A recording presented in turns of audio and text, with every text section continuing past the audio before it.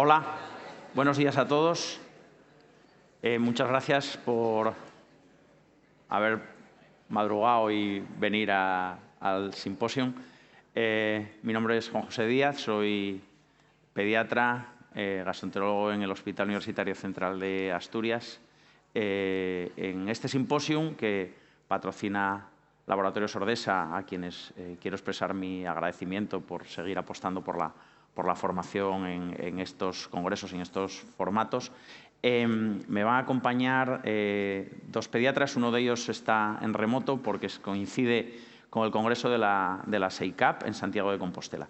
Entonces, un poco el objetivo de este simposio no es hablar de alergia a proteínas de leche de vaca como estamos acostumbrados. La gran mayoría de los asistentes sois, como yo, os dedicáis a la gastroenterología pediátrica, pero no somos los únicos que tratamos este tipo de pacientes, ¿no? La visión del pediatra de atención primaria creemos que es importante y no siempre la tenemos tan presente, ¿no? No somos conscientes de las dificultades que pueden tener los pediatras de atención primaria al enfrentarse a un niño con alergia a proteínas de leche de vaca. Y luego, por otro lado, tenemos el otro especialista que se encarga también de este tipo de patología, ¿no? Como es el caso del alergólogo pediátrico. Entonces, un poco el objetivo de este simposio es esto, ver las visiones de los que no son gastroenterólogos pediátricos que se dedican a atender a pacientes que compartimos. Entonces, yo voy a hacer una pequeña introducción inicialmente al tema.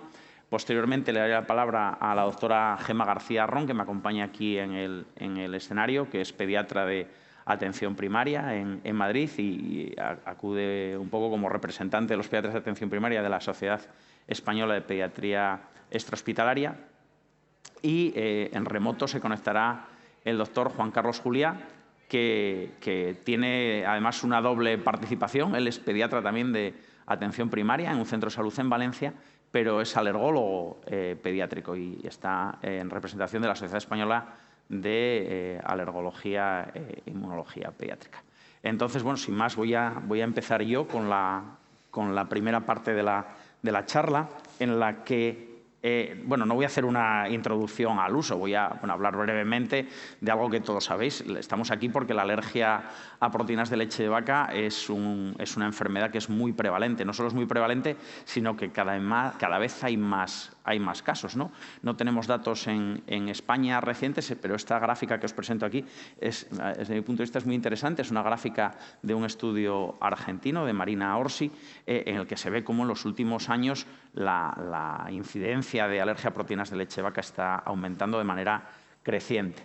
No solo es frecuente, sino que además es grave. Es decir, la alergia a proteínas de leche de vaca es responsable de un número muy significativo de muertes por anafilaxia. Entonces, estamos hablando de un problema que verdaderamente es trascendente. También hay incluso un pequeño porcentaje de casos de muerte por anafilaxia tras ingesta de leche en adultos, ¿no? A pesar de que, como sabemos todos, la alergia a proteínas de leche de vaca es una enfermedad que tiende a desaparecer, ¿no? Tiende a superarse a lo largo de la infancia. Es relativamente fácil sospechar una alergia a proteínas de leche de vaca y hay guías que conocemos todos, pero generalmente el número de casos que no están adecuadamente diagnosticados de alergia a proteínas de vaca son muy grandes. Y además, generalmente, tenemos muchos más casos diagnosticados de más que de menos. Es decir, es raro que un niño con alergia a proteínas de leche de vaca se quede sin diagnosticar. Puede pasar más o menos tiempo, pero es muy raro que se quede sin diagnosticar. Pero que estemos diagnosticando de más probablemente sea un problema al que nos tenemos que enfrentar. Y además todos tenemos acceso a la información. Estamos en la era de la información y todos tenemos acceso a las mismas fuentes bibliográficas, y en el año 2023 han salido 3 documentos que son casi de obligada lectura, ¿no? Para todos los que nos dedicamos a la pediatría en cualquiera de los ámbitos, ¿no? Que son un documento clave para nosotros, que son la actualización de las guías ESGAN,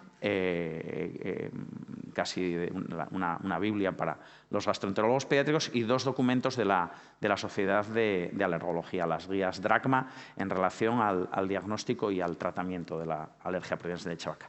Pues son documentos que, aunque son muy parecidos en esencia, tienen pequeños matices que los hacen diferentes, ¿no? Con lo cual también ayuda a crear un poquito de confusión cuando el que lo lee es un pediatra de atención primaria que tiene que valorar las dos opciones, ¿no? ¿Cuál es, desde mi punto de vista, el papel que tiene el pediatra de atención primaria cuando se enfrenta a un caso? Bueno, lo primero lo tiene que sospechar. Si no lo sospecha, es imposible diagnosticarlo. Una vez que lo sospecha, tiene que valorar si tiene que hacer algún tipo de prueba diagnóstica ante ese caso, en función de que sea inmediato o que sea tardío o en cualquier circunstancia.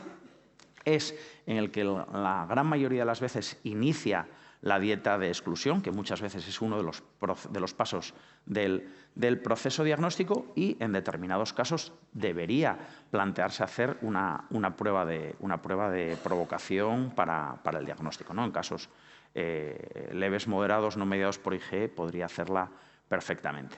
Entonces, para ilustrar esto un poco y que no sea solo la opinión mía como desde fuera, pues le pedí colaboración a la doctora García Ron para que me facilitara acceso a la base de datos de pediatras de atención primaria. Entonces, creé una encuesta en Google Forms, se envió a pediatras de la Sociedad Española de Pediatría de pediatría extrahospitalaria y atención primaria, y pues sorprendentemente contestaron un montón de pediatras. Tenemos más de 180 respuestas a esta encuesta, que os voy a presentar los resultados, ¿no? Entonces, hay alguna cosa que a mí me resultó realmente sorprendente, como esta, la primera. El 82% de los pediatras de atención primaria que contestaron a la encuesta no pueden realizar pruebas cutáneas en su centro de salud, lo cual a mí me pareció verdaderamente sorprendente. Casi las 3/4 partes sí tienen acceso a determinación de IgE específica en sangre, pero algo tan sencillo de hacer y tan inmediato como las pruebas cutáneas no se pueden realizar en gran parte de los centros de salud de España. Algo que, bueno, yo sabía perfectamente es que casi la totalidad, el 100% casi de los pediatras de atención primaria, pueden indicar un tratamiento con una fórmula extensamente hidrolizada, pero cuando lo que nos planteamos es que el pediatra pueda indicar un tratamiento con una fórmula elemental, pues vemos que ya la cosa cambia bastante. Hay un 60-40 aproximadamente, ¿no? El 60% de los pediatras en España sí que podrían indicar un tratamiento con una fórmula elemental, pero casi un 40% no. Cuando les preguntaba, ¿no?, que durante cuánto tiempo lo podían hacer, si uno podía indicar el tratamiento y mantenerlo, las respuestas eran bastante variables. Como veis, casi la mitad podían indicar un tratamiento con una fórmula hidrolizada durante tiempo indefinido, no tenían por qué derivarlo ni al alergólogo ni al gastroenterólogo. Casi un 40% ya tenían que ser durante un tiempo concreto, hasta que lo viera el especialista, y era el especialista luego el que determinaba si tenía que seguir o no. Y lo que es curioso, y esto es diferente en función de las comunidades autónomas, existen autonomías en España que van a requerir que el pediatra de atención primaria haga una especie de curso de capacitación para que se le permita indicar un tratamiento con una fórmula extensamente hidrolizada, ¿no? Lo cual también me resultó sorprendente, porque en Asturias esto, por ejemplo, no pasa. También me interesaba saber quién es el especialista al que derivan los pediatras de atención primaria, ¿no? Y, bueno, la mayoría van a derivar un poco en función del caso, pero cuando lo derivan a un especialista, como veis, la mayoría nos prefiere a nosotros, a los gastroenterólogos pediátricos. Será por algo, porque será que somos más amables y les atendemos un poquito mejor, ¿no? Entonces, sí es cierto que también un porcentaje importante de casos, en formas leves no mediadas por IgE, no llegan a derivar al paciente al especialista, ¿no?, al pediatra de atención primaria.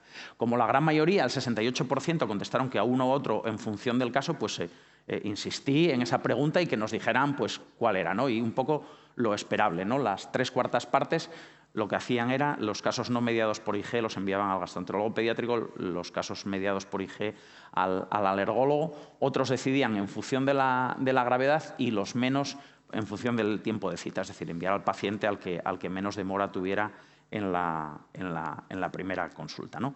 Y algo que no me sorprendió, pero sí que me entristeció un poco, es este resultado, ¿no?, que casi el 60% de los pediatras de atención primaria en ningún caso realizan pruebas de provocación diagnóstica, con lo cual ya estamos viendo que una pequeña falla tenemos en el sistema, ya que muchos de estos niños, si no se hace una provocación diagnóstica, no están adecuadamente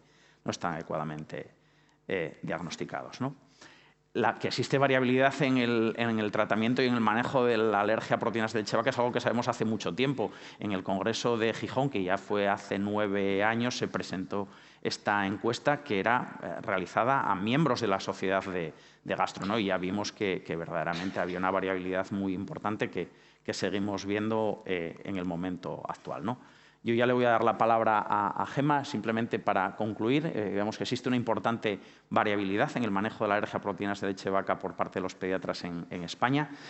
De forma que me interesa destacar, es muy reseñable la escasa disponibilidad de las pruebas cutáneas y la escasa realización de pruebas de provocación en los centros de salud y que los pediatras de atención primaria, aunque en general derivan en función del tipo de alergia, pues tienden a preferir al gastroenterólogo frente al alergólogo para el seguimiento de sus pacientes, ¿no? Y os dejo con este pensamiento de Leibniz, que vivimos en el mejor de los mundos posibles.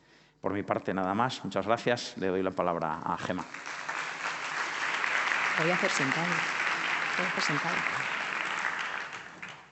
Bueno, buenos días a todos. Antes de empezar con el simposium, voy a volver a presentarme. Soy Gemma García Arrón.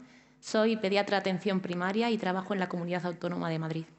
Quería dar las gracias a Ordesa por haberme invitado a llevar a cabo también, a formar parte de este simposio. Cuando me planteó Juanjo la posibilidad de participar en este simposio, me planteé qué podía yo, desde atención primaria, enseñaros a los gastroenterólogos en cuanto a la alergia a las proteínas de leche de vaca. Y se me ocurrió abordar el tema de qué dificultades encontramos nosotros, los pediatras de atención primaria, en el manejo de estas patologías. En primer lugar, el principal inconveniente que tenemos los pediatras de atención primaria es el tiempo en consultas. Sabéis de sobra que la atención primaria es la puerta de entrada al sistema sanitario, pero que muchas veces este sistema sanitario está muy tensionado. Nos juntamos todos los días con un montón de pacientes con los que no contábamos, que hacen que listas interminables sean nuestro día a día. Pues bien, es verdad que la alergia a las proteínas de leche de vaca, las IgE mediadas, son fáciles de diagnosticar. Nosotros, los pediatras de atención primaria, disponemos de 5 o 10 minutos como mucho para tratar de hacer un diagnóstico certero y poner el tratamiento más adecuado. ¿Cuál es el problema? Que en las IgE no mediadas los síntomas que manifiestan los pacientes no son tan claros como los de la IgE mediada y que muchas veces esos síntomas pueden confundirse con los que puede presentar un niño sano. A esto se añade, como bien ha dicho Juanjo en la encuesta que ha realizado en los pediatras de atención primaria, no disponemos muchas veces de una técnica rápida y sencilla que nos permita diagnosticar alergias a las proteínas de leche de vaca. Esto hace que muchas veces erremos en el diagnóstico y que muchas veces sospechemos que es alergia a proteínas de leche de vaca y, como consecuencia de la ausencia de tiempo, decidamos derivar directamente al especialista para que sea él el que se encargue de confirmar el diagnóstico y realizar un tratamiento adecuado. Pero en principio, entre que conseguimos y no la cita con el especialista, es verdad que ese niño está recibiendo una leche hidrolizada que no está carente de efectos secundarios, no solo a nivel clínico para el paciente, ¿vale? Son pocos, pero existen, sino también que acarrea un importante gasto sanitario al Sistema Nacional de Salud y a las propias familias. Entonces, como ha dicho, solemos acarrear más en el sobrediagnóstico que en el infradiagnóstico. Y, por tanto, tenemos que hacerlo ver el tiempo para poder llevar a cabo las provocaciones, que es la única prueba diagnóstica de la cual disponemos en atención primaria. El siguiente tema importante, quiero que veáis estas diapositivas, es la falta de formación. Y esto es tirar un poco piedras contra mi propio tejado. Estoy diciendo que muchas veces los pediatras de atención primaria no estamos formados en el manejo de atención primaria. Y quiero que lo veáis reflejado en estas gráficas. Son publicadas por la Asociación Española de Pediatría de Atención Primaria. Una gráfica un mapa es del 2018 y otro es del 2024. En estas gráficas o en estos mapas se muestra el porcentaje de puestos de pediatría que no están ocupados por un especialista en pediatría. Y cuando hablamos de un no especialista en pediatría, hablamos de un médico de familia o directamente que la plaza esté vacante. a pesar de que se aumentaron las plazas de pediatra a nivel hospitalario MIR, es verdad que vemos que frente al 2018, al 2024 todavía hay un aumento de plazas no ocupadas por pediatras frente a años anteriores. Y fijaos algunas comunidades lo tensionadas que están. Pues bien, si las últimas guías de la Sociedad Española de Gastroenterología, de la Europea, perdón, muestran cómo el manejo de las IgE no mediadas varía en función de si es un gastroenterólogo, si es un pediatra de atención primaria o si es un alergólogo, imaginaos cómo puede variar si el que trata a nuestros niños es un médico de familia o directamente no está tratado. Pues bien, el tema es que muchas veces nos falta formación, y nos falta formación que está un poco relacionada con el tiempo. Yo no he sido capaz de encontrar en ningún protocolo ni en ningún artículo cómo hacer una provocación oral, ya sea en domicilio o en el centro de salud. Nadie nos dice qué cantidad de leche hay que empezar a darle para iniciar las provocaciones, cada cuánto tiempo se va subiendo, cuánto tiempo debe durar esto. Esto genera miedo, genera inquietud en los pediatras de atención primaria, que al final lo que deciden es lo que hemos dicho: tengo poco tiempo, tengo poca formación, pues bueno, yo inicio el tratamiento y lo derivo al especialista para que sea el que se encargue del manejo de este niño.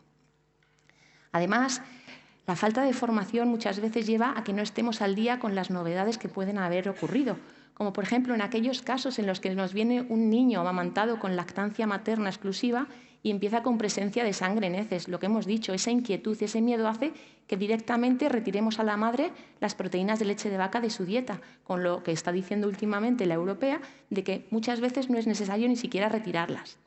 También nos surgen dudas qué tipo de hidrolizado poner. ¿Ponemos hidrolizados con lactosa? ¿Ponemos hidrolizados sin lactosa? ¿Cuándo tengo que ir por uno o cuándo tengo que ir por otro? Y es más, las guías del 2018 hablaban, por ejemplo, de que el inicio diagnóstico de las alergias a las proteínas de leche de vaca no se debería hacer el diagnóstico con un hidrolizado de arroz, mientras que en las últimas guías sí que están posicionados al mismo tiempo el iniciar con hidrolizado de arroz o el seguimiento con tanto iniciar como continuar con las fórmulas de arroz. Es decir, son muchas dudas las que nos surgen a los pediatras de atención primaria a la hora de llevar a cabo un manejo de la alergia a las proteínas de leche de vaca. Y el último problema que me surge a mí, además del tiempo y de la formación, es la falta de consenso. Ya lo ha mostrado Juanjo en la encuesta que ha hecho. Dependiendo de la comunidad autónoma, y no solo de la comunidad autónoma, sino incluso también dentro de la misma comunidad, porque yo he trabajado en dos áreas distintas de Madrid. Madrid está dividido en sectores y he trabajado en dos distintos en los últimos años. El manejo no es común entre todos los profesionales. Nosotros, por ejemplo, en el área que trabajaba antes, mandábamos tanto las IgE mediadas como las IgE no mediadas, la mandábamos al gastroenterólogo infantil. Ahora, en mi nuevo área, las IgE mediadas van al alergólogo y las IgE no mediadas van al gastroenterólogo infantil. ¿Pero qué pasa con las mixtas? ¿A quién se las mandamos? ¿Nos guiamos por quien tenga menos demora o por el que realmente creamos que van a manejar al paciente? Y no solo eso, encima hay hospitales que tienen suerte de que el alergólogo es un pediatra, pero en otras ocasiones el alergólogo que los maneja es un médico de familia y os aseguro que el manejo del paciente pediátrico es muy distinto. Con lo cual también nos vemos en esa tesitura de no saber a quién derivar. Además, todas las guías que me he leído hablan de que después del diagnóstico la provocación se hará entre los 6 y los 12 meses. En atención primaria os aseguro que ese tiempo de evolución, 6-12 meses, es larguísimo. Los padres se desesperan muchísimo y son frecuentes las reconsultas que hacen a la pediatra de atención primaria. Yo creo que debería cortarse un poco ese periodo de tiempo e intentar llegar a un consenso para hacer provocaciones después para poder manejar la alergia a las proteínas de leche de vaca. Y por último, otro tema es el inspector. Normalmente, hasta hace poco, nosotros teníamos que poner el hidrolizado y a las 4 semanas después de haber hecho la provocación, el que la hacía, el inspector dejaba de prescribirnos en atención primaria la fórmula hidrolizada para tener que ser el especialista el que la pautara si finalmente el niño era diagnosticado de alergia a las proteínas de leche de vaca. Ahora esto ha cambiado, pero no ha cambiado para bien, en el sentido de que depende del inspector que te toque, te avisa la leche o no te la avisa. Y entonces, muchas veces las listas de espera del paciente para poder acceder al hospital son mucho más largos que el periodo de tiempo que te permite el inspector poder dar la leche. Por tanto, en conclusiones, la falta de tiempo, la formación y la falta de consenso que tenemos hace que en muchas ocasiones los pediatras de atención primaria hagamos un mal manejo de la alergia a las proteínas de leche de vaca, produciendo un colapso de las consultas del especialista con algo que perfectamente podríamos manejar nosotros desde atención primaria. Por eso yo desde aquí os hago un llamamiento o insisto a que hagamos un grupo entre atención primaria y los especialistas, que sois vosotros, para desarrollar un protocolo de lectura fácil, de lectura rápida, que nos dé los tips más actuales que permitan realizar un manejo diferente de la alergia a las proteínas de leche de vaca a los que hemos hecho. Y sobre todo, que hagamos algún escrito en el que podamos ver cómo hacer una provocación oral adecuada, tanto en atención primaria como en atención especializada, para evitar de esta forma el colapso de las especialidades. Muchas gracias.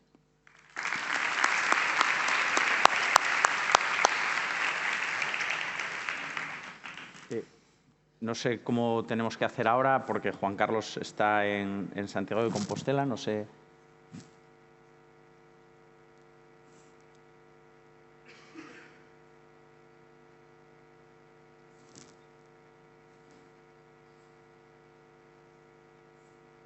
Espero que yo no tengo que hacer nada.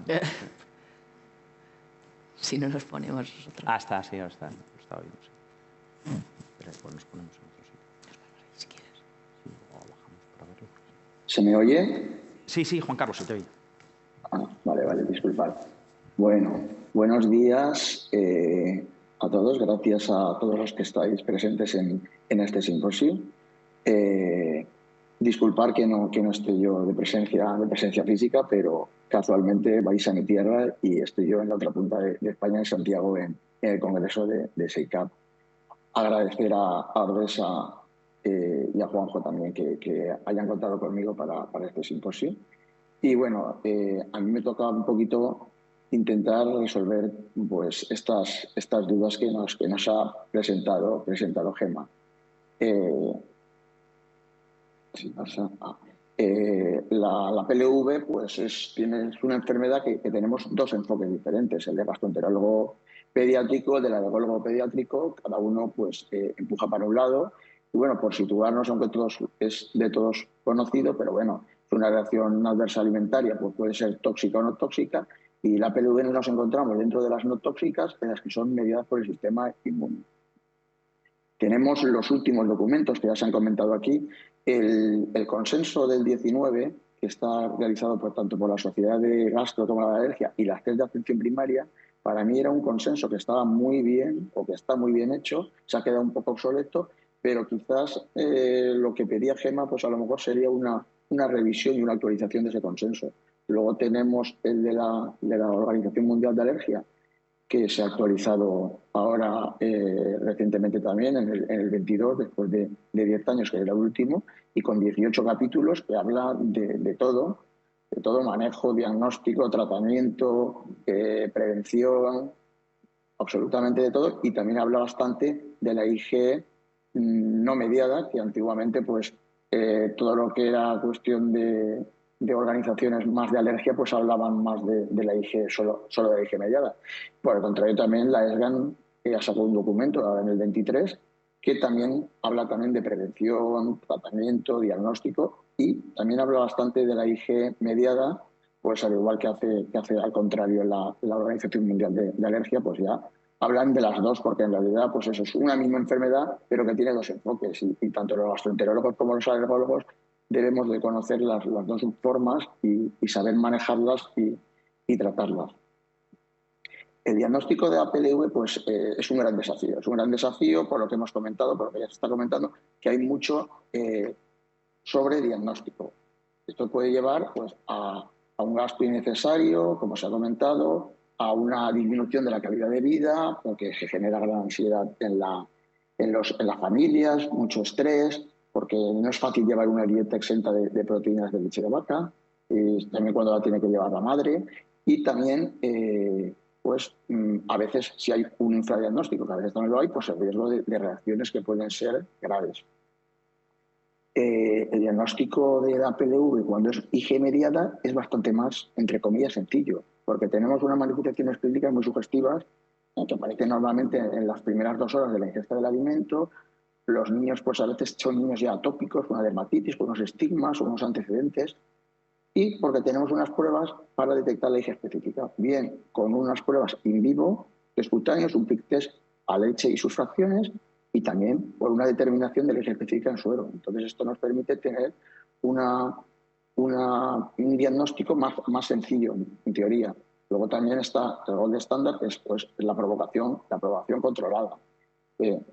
Después de la dieta de eliminación, pues se debe de hacer casi siempre, no siempre, en la IG mediada no siempre, porque hay casos que son anafilaxias muy graves, y en estos casos, evidentemente, corremos mucho riesgo y no se debe hacer. Y cuando la sintomatología es muy típica y repetida, típico niño que ha tenido 3 o 4 cuadros de una reacción, nada más tomar la leche, pues entonces, evidentemente, lo tenemos tan claro que tampoco es necesario exponerle a este riesgo, y más cuando si le hemos dado ya una dieta de eliminación y está asintomático.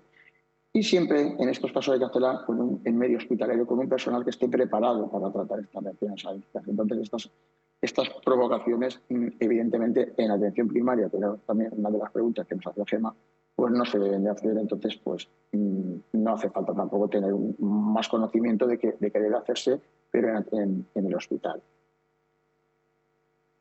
Por otra parte, en la IG mediada no tenemos esa prueba diagnóstica tan sencilla como hemos visto.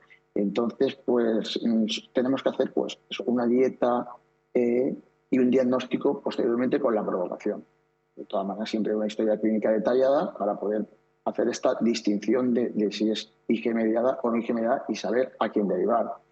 Yo creo que se deriva más al gastroenterólogo, no porque seáis, Juanjo, más simpáticos y tratéis mejor al niño, sino yo creo que básicamente es porque hay más no mediada por IgE que mediada, evidentemente. Y afortunadamente, los cuadros leves, pues eso, son difíciles de diagnosticar, es como un cajón desastre, y aquí tenemos que ir a la exclusión diagnóstica. Retirada de la leche, proteína lechera de 2 a 4 semanas, observando que hay una mejoría evidente de los síntomas. En caso contrario, si no hay una mejoría, se descarta y se debe reintroducir.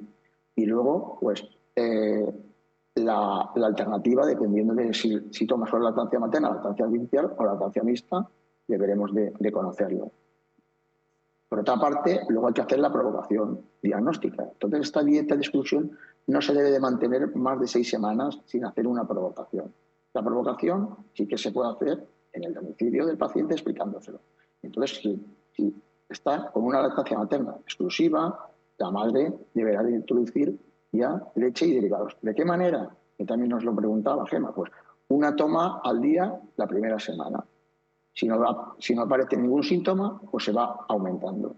Y en caso de que el niño tome una lactancia artificial con una fórmula especial, pues en al menos 2 de las tomas hay que sustituir una medida de fórmula especial por la fórmula de lactante.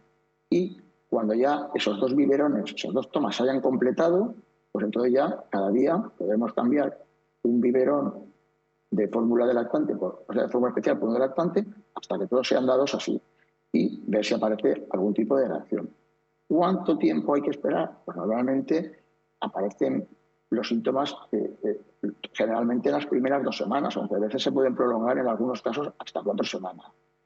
Eso es lo que tenemos que esperar. Más allá de este periodo, aparición otra vez de algún síntoma muy específico, es improbable que ya sea por el diagnóstico de alergia a proteínas de leche.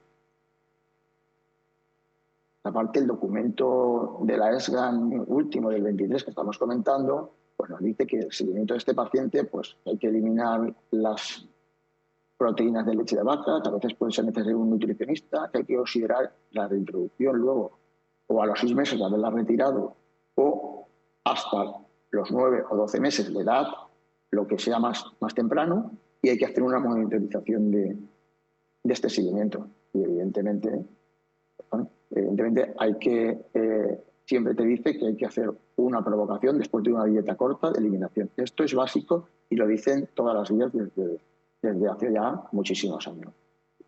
Tratamiento, supresión de la leche de vaca y tampoco darle ninguna fórmula parcialmente hidrolizada, etc. Hay que evitar también la inhalación y el contacto directo, porque en caso de la IG mediada, simplemente que el niño tenga el olor de este humo que produce, o vapor, mejor dicho, el calentar una leche o hervir, pues le puede dar una reacción que puede ser respiratoria y incluso una afilasia, contacto directo. Cuando una madre a lo mejor se bebe un vaso de leche y luego le da un beso a su hijo, ya puede tener una reacción. Pero hay que cuidar mucho estos detalles, igual que sensibilización cruzada con leche de oveja, de cabra. A veces las madres pues le pueden dar quesos de eso, de cabra, de oveja, la mozzarella que está hecha con leche de búfala. Hay que ir con cuidado. Si toma lactancia materna, la madre exenta de proteína de leche vaca, y si activa una fórmula infantil, pues habrá que sustituirlo por un producto de un similar valor nutricional. Las posibilidades las conocemos todos. Densamente hidrolizada, arroz hidrolizado, soja, aminoácidos. Realmente los aminoácidos es para casos de anafilaxias, casos de no IG mediadas graves como FPIES, o cuando hay una enteropatía grave o cuando no se tolera otra. La soja se debe de evitar siempre antes de los 6 meses y en la IgE no mediada. Y luego, hoy en día, como también se ha comentado, las guías nos ponen a la par tanto la extensamente hidrolizada como la del arroz hidrolizado, pudiendo utilizarse cualquiera de las dos como alternativa. Hay que tener en cuenta que estas dietas generan un gran impacto psicosocial, pues porque es un niño que está siempre súper vigilado, con un miedo en llevarlo a la guardería, el que se vaya de campamento, el que esté con los abuelos. Siempre genera una afectación del nivel de vida. Por eso es fundamental hacer un buen y un correcto diagnóstico. Es lo que estamos comentando durante toda la charla. Prácticamente, en todos los casos, la IG no mediada a los 2 años han tolerado. Pero tenemos la IG mediada que 80%, más o menos, un poquito más incluso, toleran a los 3 años. Pero hay algunos niños que se prolongan un poco más. Estos son los que más preocupan al alergólogo pediatra. A veces factores de mal pronóstico, pues cuando hay una sensibilización alta a la cafeína, cuando es un niño atópico que además tiene pues una rinitis alérgica o un asma alérgico sensibilizado a neumoalergenos, cuando los frictes son de gran tamaño y cuando pasan con cantidades muy pequeñitas de leche ya tienen reacciones. En estos casos, por eso tenemos los alergólogos un tratamiento que es bastante novedoso, que es la inmunoterapia oral. Llevamos una experiencia de más de 2 décadas. De hecho, la guía ITENS ha sido la primera guía que se ha publicado en el mundo sobre este manejo en el 2017 y es una guía española. Esta es una alternativa a la dieta de evitación en la IG mediada cuando no se puede, como alternativa cuando ya un niño ha pasado de una edad que ya no lo tolera. O sea, consiste en una inducción a la tolerancia para no conseguirse de modo espontáneo. He puesto un asterisco porque hay diferentes escuelas. Lo más normal es efectivamente esperar esos 3 añitos, 4, y si no ha tolerado, empezar una hito, pero hay alguna escuela que lo que dice es que cuando el niño lo diagnosticas, le hagas la hito. Y el niño a veces, pues eso, con 3, 4 meses, que no está exenta de riesgo, pero hay gente que se lo maneja, algunos compañeros se lo manejan muy bien y lo hacen siempre y con muy buenos resultados porque dicen que es más fácil y hay evidencia y resultados que es más fácil cuando es más pequeñito el niño que cuando ya tiene, pues eso, 4 o 5 años. Hay que tener en cuenta que en estas, y esto sí que es una cosa también a tener en cuenta, que se desconoce mucho en la atención primaria, los cofactores, cuadros infecciosos, estrés, ejercicio, tener el estómago vacío cuando se hace la hito. Todo esto pues, puede provocar reacciones adversas. Es una ingestión, esto consiste en una ingestión de dosis crecientes del alergeno progresivamente. La fase de inicio a veces puede durar entre 3 y 12 meses. Es una cosa que se individualiza mucho según el paciente y luego un mantenimiento debiendo de tomar una mínima cantidad de leche todos los días para poder conseguir esa tolerancia.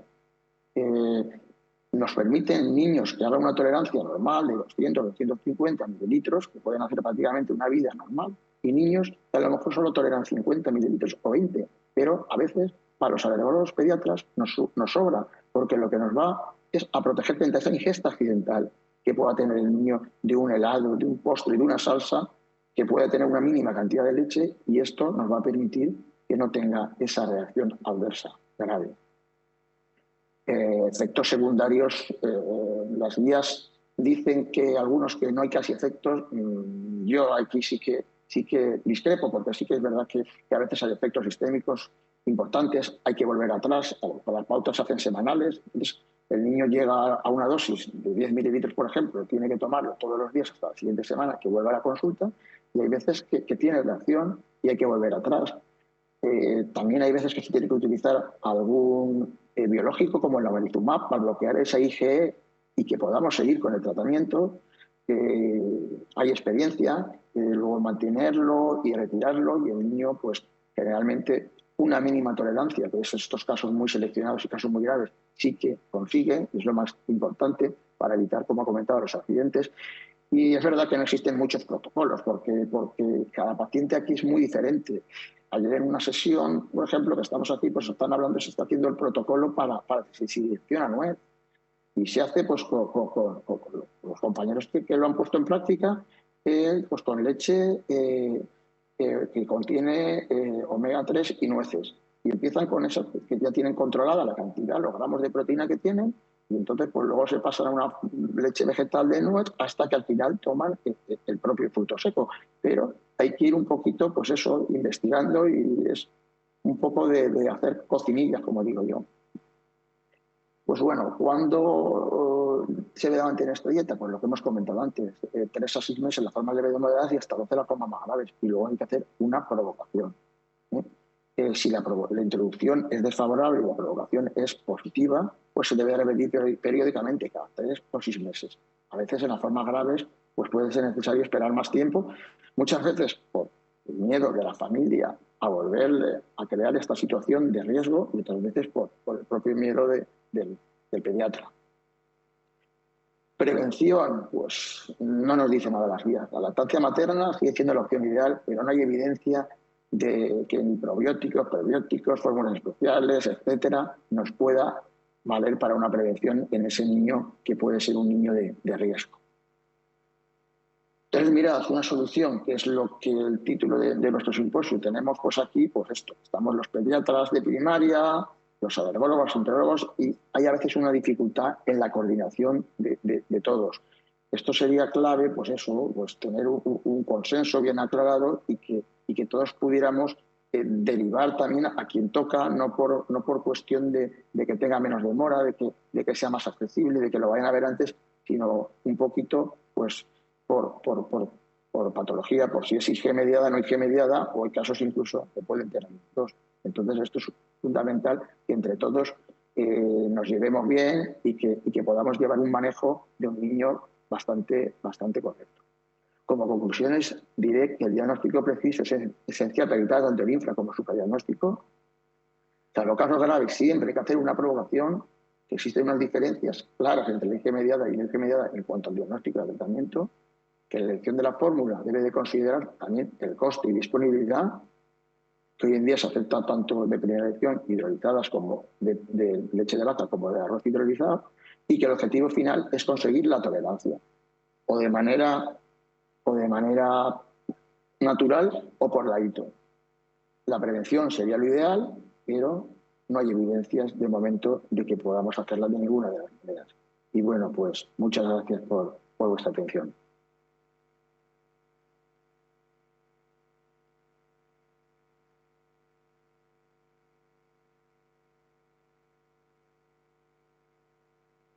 Juan Carlos. Pues muchas gracias a todos por haberse atendido perfectamente al tiempo. Nos quedan 15 minutos para coloquio. Me imagino que también dentro de la audiencia hay pediatras de atención primaria. Entonces, es el momento de que compartáis vuestras dudas. Mientras alguien se va a... perdón, sí, perfecto. Hola, buenas. Gracias por la presentación, todas muy buenas. Ojo, quería preguntarte tu experiencia, si has tenido algún paciente con la famosa colitis neonatal transitoria idiopática, si esto existe, ¿no? Hay reportes, mucha gente habla de esto de que hay que esperar y a lo mejor al mes pues se resuelve todo esto. Sí, gracias. Sí, sí, seguro que no soy el único que ha tenido experiencia con esto. La verdad es que es cierto que cuando salen las guías publicadas y te recomiendan esperar un mes antes de retirarle las proteínas de leche de vaca a una madre, la verdad es que es en una circunstancia muy concreta, ¿no? Que son cuadros de proctocolitis leve en un niño que esté alimentado exclusivamente al pecho, ¿no? Plantearle a una madre que tiene a su hijo con sangre en las heces que no le vas a hacer nada, que, bueno, más allá de descartar que tenga alguna otra patología, que tú le dices que eso lo más probable es que desaparezca por sí solo, necesitas que confíe mucho en ti. Y si lo consigues, es relativamente fácil. No hace nada, de hecho, hace menos de 3 meses, cierto que era una circunstancia de bastante confianza porque la madre del niño era enfermera y no tuvimos ningún problema. Estuvo sangrando durante 15 días aproximadamente. En esos 15 días, bueno, pues hubo que aguantar un poco el tipo porque la madre insistía en que si verdaderamente no habría que quitar la leche de su alimentación. Y en 2 semanas le desaparecieron los síntomas y no hubo que hacer ningún tipo de modificación en la dieta de la madre. Es cierto que entiendo que en atención primaria eso es más difícil. O sea, no es lo mismo que el pediatra, el gastroenterólogo que está en una consulta especializada a que la madre acude pensando que la está viendo el especialista en la materia, le diga que tiene que mantener sin hacer nada durante un mes y que su hijo va a seguir echando sangre en las heces. Entiendo que eso se lo diga el pediatra de atención primaria le puede generar desconfianza. También es cierto que el pediatra de atención primaria tiene una relación establecida durante mucho tiempo. A lo mejor es el segundo o tercer hijo que atiende de esa familia. Claro, si es una madre la primera vez que acude a un centro de salud, el primer hijo que tiene y ve una pediatra a lo mejor joven y le dice que su hijo tiene que seguir echando sangre en las heces durante un mes, pues a lo mejor lo siguiente que hace es ir a una consulta de otro pediatra y que a lo mejor lo que hace directamente es cambiarle la leche y probablemente le desaparezca en el mismo tiempo el sangrado de las heces, pero de alguna manera pierde la autoridad. Pero estoy seguro que no soy el único que ha tenido este caso. En el grupo de trabajo de alergia estamos planteando, de alergia gastrointestinal de la sociedad, nos estamos planteando hacer un estudio longitudinal en este sentido, ¿no? de saber exactamente en qué circunstancias estamos en el tratamiento de la proctocolitis alérgica con este tipo de atención, ¿no? de esperar y ver durante un mes. Por eso yo digo muchas veces que a lo mejor debemos de formarnos los pediatras de atención primaria porque seguramente antes de llegar a vosotros haya pasado por nosotros y entonces lo más probable es que lo que decimos, que ya el pediatra de atención primaria ante el miedo o la inquietud de decirle a una madre no te pasa nada, que tu hijo siga sangrando, probablemente ya le quite de la alimentación a la madre las proteínas de leche de vaca o que le cambie a una fórmula hidrolizada ya directamente. Sí, bueno, aprovechando mientras hay más preguntas, yo voy a comentar un par de cosas, para darle un poco de caña a Juan Carlos, ya que tenemos aquí y tal, que nosotros sí que vemos efectos secundarios de la inmunoterapia, aunque las guías dicen que solo un 3% de los tratamientos de sensibilización acaban produciendo esofagitis eosinofílica, la sensación que yo tengo es que es más igual por encima del 5 o 10% acaban haciendo esofagitis eosinofílica. Bien es cierto que es una esofagitis eosinofílica que suele responder bastante bien a la retirada de la leche, que no hay que recurrir a otro tipo de tratamientos, que le quitas la leche y le desaparece la sintomatología. Sí, ya lo he comentado yo, que no me fío tampoco ni me creo esos datos porque yo creo que hay más reacciones adversas de las que nos dice la literatura.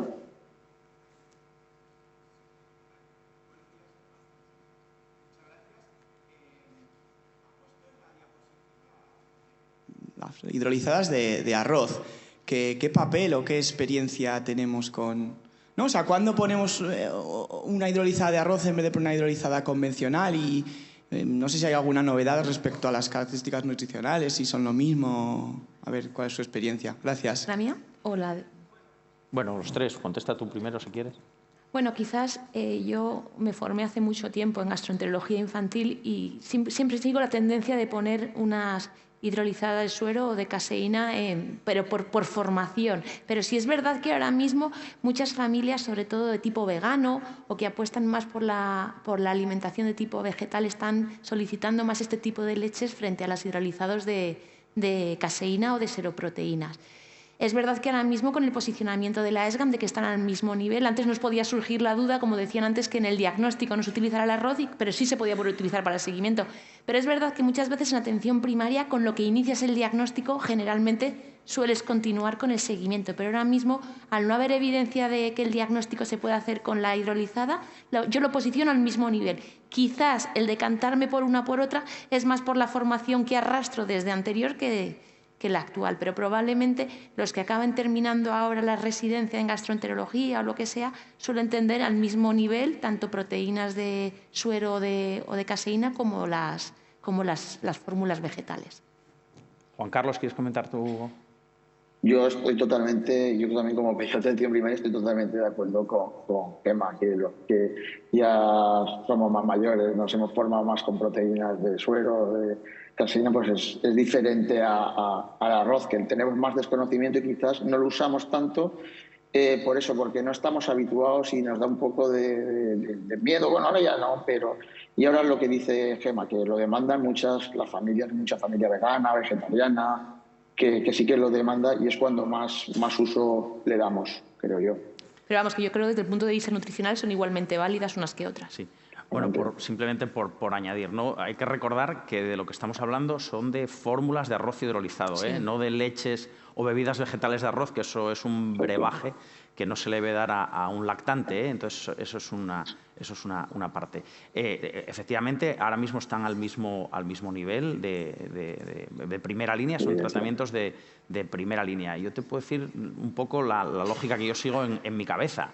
Es decir, se está utilizando una fuente proteica que es vegetal, con lo cual no tiene nada que ver con la proteína animal que se está dando. Entonces, otra opción que se puede utilizar también con las fórmulas de arroz, incluso también las guías lo recogen, es a lo mejor en casos leves o moderados, si fracasa el hidrolizado, no es necesario pasar directamente a una fórmula elemental, puedes pasar a través de una fórmula de arroz y a lo mejor tolera perfectamente. Si es una forma grave, probablemente hayas tenido que empezar por la fórmula elemental de entrada. Pero un pequeño porcentaje de pacientes que no toleran el hidrolizado extenso de caseína o de seroproteínas sí te van a tolerar una forma de arroz hidrolizado. Otra, la circunstancia que dijo Gemma de la familia que directamente lo que quiere es alimentar a su niño con una fórmula de origen vegetal, pues no, si quiere alimentar con una fórmula de origen vegetal, no, pues ya no hay nada más que hablar. Y otro grupo de pacientes que suele ser bastante útil es el del diagnóstico tardío. Es decir, un lactante pequeño no te va a rechazar un hidrolizado ni una fórmula elemental por un problema de sabor. Un lactante de 2, 3, 4 meses no te va a rechazar. Pero un lactante que se ha demorado el diagnóstico por lo que sea y llegas al diagnóstico con 8, 9, 10 meses, probablemente ese paciente sí que tenga bastante dificultad para admitir de entrada y así y tal una fórmula un hidrolizado extenso de caseína o de seroproteínas. Y ese paciente probablemente admita mejor una fórmula de arroz hidrolizado que tiene una palatabilidad un poquito mejor.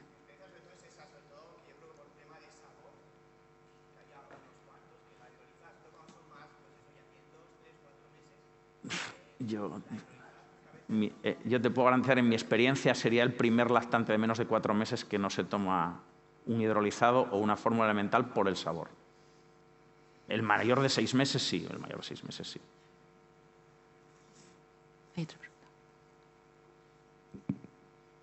Bueno, muchas gracias por la charla. Algunas experiencias como con los años de gastroenterólogo, sí, un poco lo que decían ellos.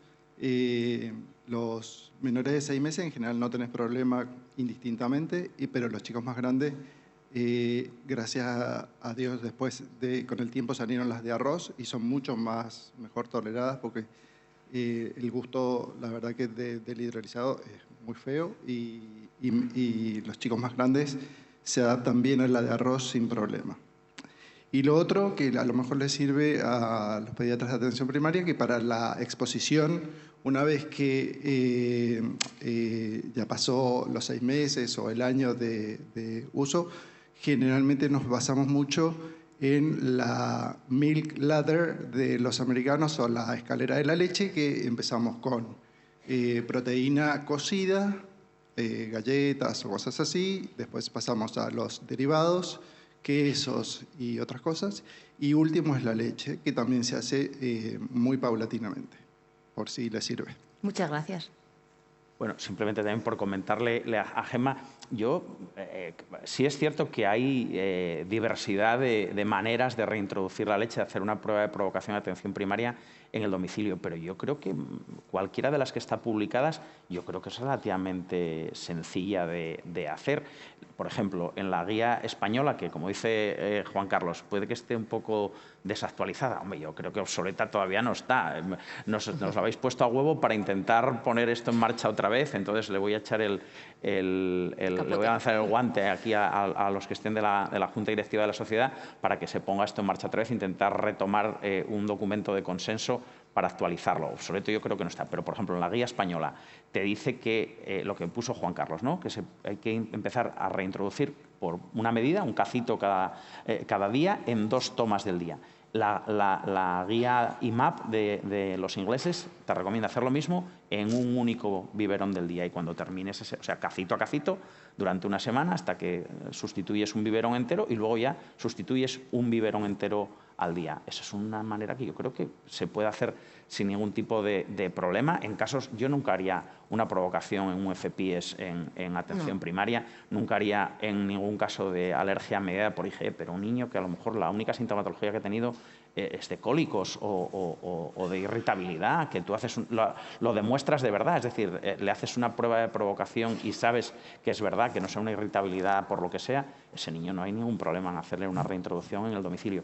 Y ese niño probablemente no haga falta esperar 6 meses a hacerle ese niño probablemente con 3 meses de dieta de exclusión sea más que suficiente. Bien es cierto que una vez que ya está establecido, hacerle pruebas de provocación cada 3 meses, a la familia eso también le cansa. Entonces, el periodo ese de 6 meses, una vez que ya tienes un diagnóstico y una primera prueba de provocación hecha, yo creo que es razonable. Y simplemente eso, cuanto más grave, por ejemplo, los FPIES a veces estamos 1 año y medio, 2 años antes de hacer una reintroducción. Perdón, hay una pregunta aquí en este micrófono. Eso. Gracias por la mensaje. Quería hacer una pregunta. No sé si habéis comentado o si es necesario lo que anteriormente se comentaba sobre la suplementación de calcio en las madres que están con una dieta exenta en proteínas de leche de vaca. Quizá, dependiendo del tiempo en las que ellas están con esa dieta exclusiva, habría que suplementar o no con calcio. No sé qué opináis sobre este asunto. Bueno, gracias, Javier. Bueno, yo creo que por suerte aquí lo tenemos todos muy claro porque está expresamente mencionado en las guías, ¿no? Todas las madres que estén alimentando a sus hijos al pecho y a las que se les haga una restricción de la leche y los lácteos en su dieta tienen que suplementarse con calcio y con vitamina D. Y bueno, lo va a presentar Beatriz Espín en las comunicaciones. Un poco, una de las cosas que hemos visto en el registro de proctocolitis alérgica es que eso no se hace muchas veces, ¿no? Y es algo que probablemente sí que tengamos que prestarle bastante más atención, pero está recogido en las guías. Es decir, si no lo estamos haciendo, lo estamos haciendo mal. Son las 10:30, tenemos que terminar. Muchísimas gracias por la asistencia y por las preguntas. Gracias.